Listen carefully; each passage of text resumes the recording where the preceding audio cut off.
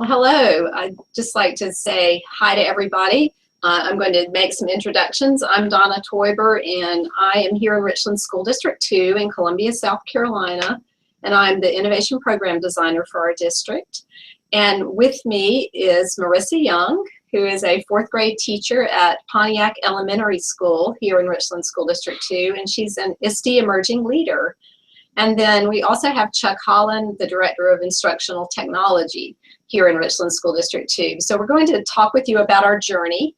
And I'd like to introduce also Maggie Powers, my great friend through, she's a Google Certified Innovator, and I've known her through a number of different projects, and she is an amazing educator who integrates technology into all aspects of her school at Agnes Irwin, and Director of STEAM and Innovation. And so Maggie will be moderating our Q&A period today. So we're ready to get started.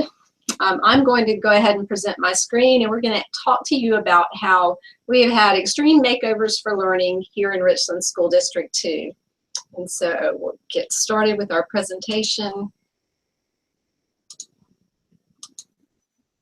I hope everybody's having a great day today.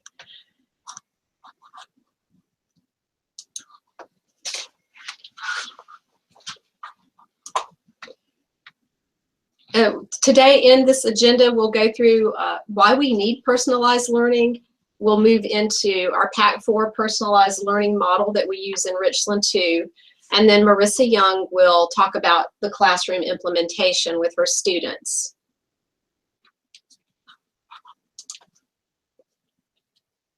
So in Richland School District 2, we have been one-to-one with Chromebooks and G Suite for around 5 years now. We have about 23,000 students who are one-to-one in grades 3 through 12, and I did link to our implementation website if you're interested in getting more information about how we've implemented all of these tools into our school and our district. And I want to tell just a very quick little story, and it involves everyone here at Richland 2. About a year ago in October 2015, we had the 1,000-year flood. And the 1,000-year flood in, I guess, less than 24 hours gave us about 20 inches of rain. And many of our neighbors lost their homes. It was a very destructive time. We watched a lot of families in need, a lot of our own students losing their homes and greatly in need. But at the end of it, looking around, we realized the infrastructure that we had in place in our schools, in our dams and all of the neighborhoods was not really adequate. Our roads weren't adequate. And so all of our dams broke. We lost all of our lakes. We lost many of our roads. And we realized that over time, we had not paid enough attention to the infrastructure, and we had not modernized. And so it was very difficult for us to get out of that. And we're still actually rebuilding. And I know it was in the news briefly, but we're continuing to rebuild. And so, the road is closed ahead. With the industrial age education model that we've used for 100 years, it's time for us to change. Our infrastructure needs to be upgraded, and we need to prepare our students for colleges and careers and for the jobs that we know that will be out there when they graduate. And so the road is closed ahead, and we need to find a new way to go around it and find a new pathway.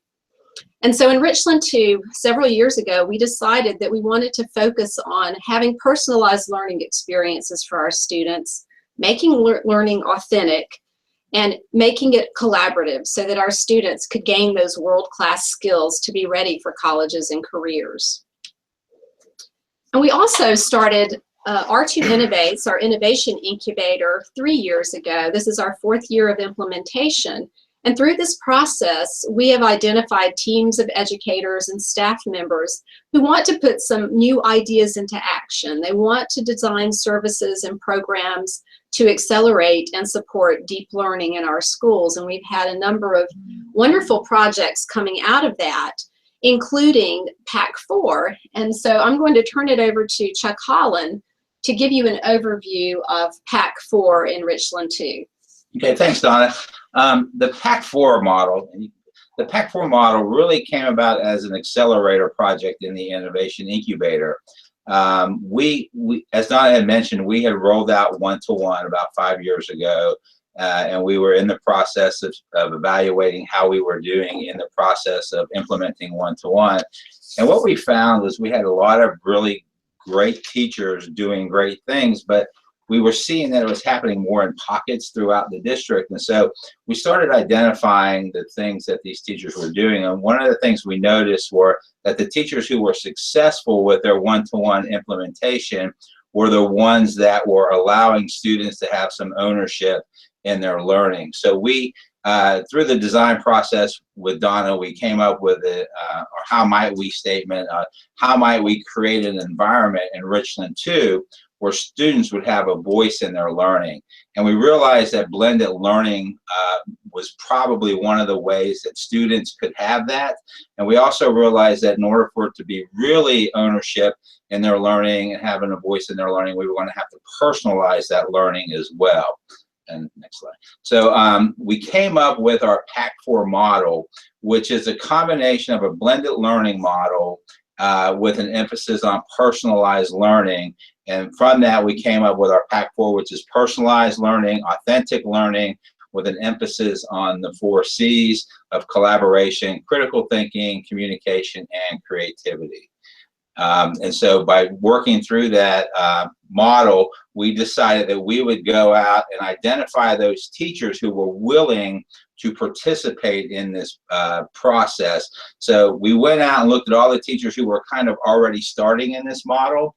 We identified those teachers, and we identified teachers who were willing to take that next step and implement in their class. So after we identified those teachers and we got the support from the principal at each school, we then designed the PD session where we would take these teachers and help them through the process, focusing on content, the student work, assessments, and the classroom environment. Once we did that one-day training, we then sent them out to begin the process of implementing the PAC4 model. And as they implemented, we were in every teacher's classroom who implemented so that we could coach them through the process. Because for the teachers, it was a very different process. The best thing about this whole process, though, was that we ended up, after the first cohort and into the second cohort, was that we had teachers implementing well enough that teachers who were interested but were kind of reluctant to start because they just didn't know what it looked like, we now have these model classrooms within the district that people could go see and see how that model looked, how it worked, and then it was much easier for them to understand the process. Next slide. So focusing on those 4 main areas, we focused first on content. We spent a lot of time with the teachers emphasizing the need to focus first on content, unpacking the standards, and then, of course, the student work. What work would the students do? We didn't want this to look like an online class since there is a teacher in the room, so that work, a lot of that work had to include small groups, and the small groups were designed for both remediation and giving out new instruction. And then lots of emphasis on the formative assessments, using the G Suite resources of Google Forms and everything, having teachers use this assessment to find out where their students were at all times. And then, of course, we spent a lot of time on the classroom management. The next slide, please. And as you can see, when you look at the PAC4 model in a little bit more detail, one of the things that all of the principals mentioned was that they wanted everything to be rigorous. We also have in South Carolina the profile of the SC graduate, where we want our students to be career and college ready. And so we had to focus on those life and career characteristics as well, the world-class skills with the 4 C's. And we emphasize that in the design of the course so that students have the opportunity to make choices. Because in a traditional classroom, usually it's the teachers who are making the choices for the students. And in this model, we wanted the students to make those choices. We wanted all the work to be student-centered. We wanted the students to have the opportunity to do projects while they were working. We wanted to give them ample time to practice. We emphasized the use of all the formative assessments, make sure that they were aligned to the standards. And teachers who practice this model, and Marissa will be able to support this, will tell you they know exactly where their students are just about every day in the process of learning. And the biggest challenge for the teachers as we go through this was at the beginning was usually the classroom management, because it was very different for both the students and the teacher in the process. But once we rolled out this model and the teachers had the chance to practice it, we started to see real authentic learning in the classroom. And now we're going to turn it over to Marissa, who's going to share with you the process of implementing this in the classroom. Hey, I'm Marissa. I have been doing implementing blended learning, personalized learning for 3 years now. And just kind of a cap of what it is when you see blended and personalized learning, you're going to see face-to-face instruction and online learning at the same time. So there's always going to be that technology piece, and it's going to allow for integration. It allows for flexibility with student pace, and then they have choice in their path and their learning.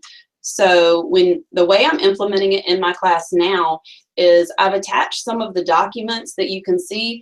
Google Docs has been a huge piece in our blended learning. So this is what my checklist could look like. This is an example of one. So we have it set up with the lessons. And so some students will be watching videos. Other students might be on their quick check, and that's where my Google form comes in, which is very important in this model because I get immediate feedback. As soon as they submit that assessment, I'm able to see where are they at and what small group I need to pull. This also allows student choice, where we have the stations and they have a choice of which stations they would like to do. So this kind of accommodates those students that need hands-on learning, more visual. So it gives them options where instead of the teacher just saying everyone has to do the same assignment. So if you came into the room, you would see a variety going on. Some are going to be on videos, some are going to be on quick checks, some are going to be on station work. So that's where that personalized piece comes, the choice comes in, and a lot of flexibility for the teacher. I've also attached an example of one of the assessments that the students would see with the Google Forms. Again, I get that immediate feedback. I can see where they're at and what they need.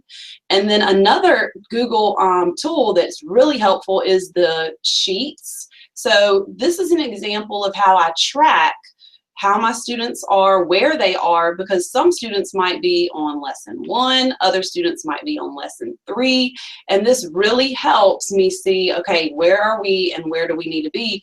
And what's really good as a teacher is it'll average the grade for me. It just makes everything so much simpler. So these are just some examples. Now, Google Classroom is also an option. Right now I use Google Docs, but Google Classroom is also something that we use. This also allows parents to have access to it. This is kind of a good place to house the information, make announcements and things like that. So this is a really good tool that you can use for implementing this blended learning. I also use a Google site, and that has parent access. So I actually put my units on our Google site, and that's where they have access to all the units. So if the student watches the video in the morning with me and they still have questions when they go home, the parent can actually go through and see exactly what that child worked on in class, and that can help answer some of those questions as well. Can you go back to that other slide? Yes. So Google Slides. So don't feel like you just have to use Google Docs. Google Slides can also be used as a checklist format where you can put in the links to the Google Forms and all of those things. I think adding on to Marissa, based off of working with a lot of the other teachers in all of the schools that are implementing, one of the things we notice is that teachers do a lot of different things with the checklist. With the checklist. So as a, we've seen it in a game board format. We've seen it where it's really in a boxed format on a Google Doc where students kind of work their way around the box. They choose the work however they want to do it. But I think as the teachers are designing this, the nice thing about Pack 4 that we designed specifically was we wanted the teacher to have ownership of the classroom as well in the way they delivered the content. We thought it was important for them to be in control of how they're delivering that content to the students. So that's why we're seeing so many different formats. One of the things that we've done is begun to collect these checklists from all of these teachers so that other teachers have access to them. You know, as fourth grade teachers from one elementary school are working, other teachers from another school now have access to their checklist, so that's helping them build off of those forms.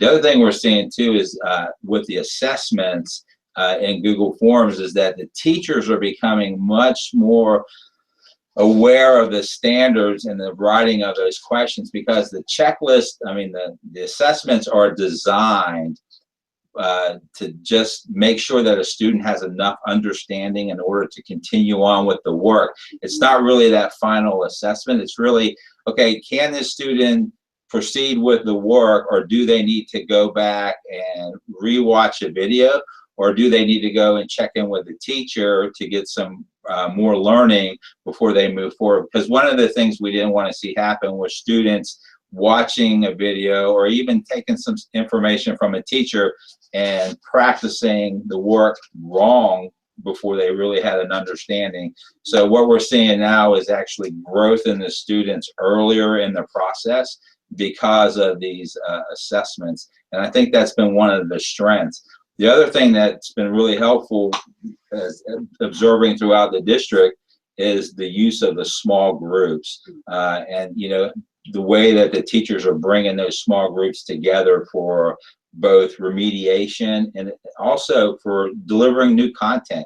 You know, one of the pushbacks that we got from teachers early in this model was, you know, they still wanted to teach and they still wanted to tell their stories. And the small groups is a way that they're able to continue doing that and not slowing down the entire process. And so, Marissa, if you could you talk a little bit more about the small groups and how that's worked out for you? Sure. So what this allows you to do is once you see those students where they are from those assessments, it's really helpful because you can quickly pull those particular students that need that small group, and this gives you that time to sit with them while you know everyone else is highly engaged. And we've also seen you know, high engagement through using these strategies versus the old model of teaching where the teacher was in front of the class and everyone just kind of sat and got. It's totally different. The engagement has been so much higher and we've just seen a huge success. So when you're doing that small group, you don't have to worry about, you know, what's everybody else doing. You know that they're engaged in the activities that they're working on. And I had one more question. Chuck, if you could tell us a little bit about the high school implementation, because I know there are probably teachers out there wondering, like, how does this look in high school? Yeah, in a lot of ways, it's very similar how it looks in high school as it does at the middle school and elementary school level. I think the difference is that talking to the students, one of the things that they really appreciate about the model is that they're in control of the pace of the work. You know, so many of our high school students are involved in extracurricular activities, and now they're getting the entire checklist all at one time. So they get an entire unit of work at one time, and because of that, they're able to manage their time. So if you're an athlete and you've got practice or you've got a game that's going to mean that you're going to be out later that night, you now have that control over the work, that you can step it up over the weekend or do a little bit more one night because you know the next night you're not going to be able to. So that's been really positive with them. For the teachers, it's been really positive because, you know, teachers who have, you know, high school teachers really love their content and they love to share their content, you know, and now what they're able to do is really work with that content in a much more meaningful and deeper way with their students, because they're not just trying to cover the material. Now they're actually allowing students to, you know, go deep into that content because of the small group interaction that you just weren't getting before. I think the checklists are still the same for the most part. I think that the way they're doing assessments at the high school level is still very much the same as what we're seeing at the elementary and the middle school level. But I think what we're really seeing is that we're allowing students now who are getting closer to college to make some decisions on their own. You know, my oldest daughter just went to college this year, and she made the comment about, you know, 3 months ago she had to ask for permission to go to the bathroom, and now she has to make all of these world decisions on her own. You know, and so I think having a model like this where students have that opportunity is helpful. Yeah. Well, thank you. And so it is about transformation, and I do want to share one more slide with everyone, and then we'll take the questions. And so we are very excited that our district, Richland 2, has been showcased in the Transformation Center. And if you haven't been to the Transformation Center, this is a place where you can go and post your own ideas and the things that you're doing in your school districts that are transformative. And so I do have the information there for you on the presentation, and I think I maybe jumped ahead a slide or two, but so the Transformation Center is there. You can see the link to it. And now I'm going to turn it over to Maggie, and we're going to just take some questions. I know you've been posting questions out there, and so I'll turn it over to Maggie. Yeah, so we have some great questions. The first top one probably is that the form actually isn't publicly accessible, so they were hoping that we could update that link. Yes, yeah, we will do that. Awesome. So the next one in line is when tracking mastery on your checklist, what do you do if a child is falling behind, or even if they finish ahead of others? Okay, so great question. So the ones that are behind, like falling behind, that's going to push your small groups. Those are going to be the ones that you know you need to really focus on. And those high flyers, that's where you have to have an early finishers. You can have to have that end of the unit project, something that's going to push them even further ahead. And those are usually included at the bottom of the checklist. And I actually do PBL, and we're doing projects and things like that. So that would be an opportunity that they could actually work on that project if it wasn't in the topic that, you know, we were doing the blended learning. So, but that's a really good point, is when you're doing the style of learning, you have to have something for those high flyers that are going to be way ahead and they're going to finish early. But you don't want to leave them out. You want to make sure whatever they're going to be working on is still going to push them to the next level. And building off of that, you know, one of the things we see is that at the high school level and even the middle school level is just adding extra work for kids who finish early doesn't work at that level, because they quickly recognize the fact that, hey, wait a minute, now I have more work. So what we're seeing teachers do more now with those high-flying students at the secondary level is not so much adding work, but now they're really challenging them to think deeper about the content. And then they're actually pushing them to do better on the work. You know, oftentimes it's, you know, in schools, it's a one and done on an assignment. They do it once, they turn it in, then they receive a grade back for the work. Now what we're seeing teachers do is say, oh, you've got time. Why don't you re-look at this and do a little bit something better, a little bit more deeper. And so we're seeing that a little bit more at the high school level, because just adding another piece doesn't usually work. Great. So we also have a question about, where does the content come from? The stuff that's in the Google Docs, even in the quick check forms, where does that come from? Okay, so you can get your, we start with the standard first, and then from that standard, that's where we build our resources. So we use district resources that are provided to us most of the time, and you can find a lot of your content there. Sometimes we go to YouTube to find videos that are already created by other educators. YouTube has a lot of different things already out there, so some of our content will come from there as well. But usually we are guided by district resources that are provided. We also see teachers, we provide some paid resources that have lots of videos and things that teachers are using, and we're seeing a lot of the teachers, especially at the secondary level, and a lot in the area of math and science, where they are creating their own videos. You know, so it's teacher generated materials. And when we do that with teachers and we show them how to do that, we emphasize that it's a, you know, one and done video. Don't spend a lot of time editing. You know, a 3 to 5 minute video should only take you 3 to 5 minutes to create. If it takes you an hour to make a 3 to 5 minute video, you're not going to be happy at the end of the day. And for the elementary, we found out that sometimes the students like to have another teacher teach them. So we would video ourselves and put those in the checklist, and then they got to, you know, another teacher got to teach them for that lesson, and they thought that was pretty cool. So for the younger ones, you can really do a variety of different things. So a follow-up to that is, how much time do teachers actually get, especially a question is at the high school level, to prepare all of this material? When we do the training with the teachers, we do a 1-day workshop with them.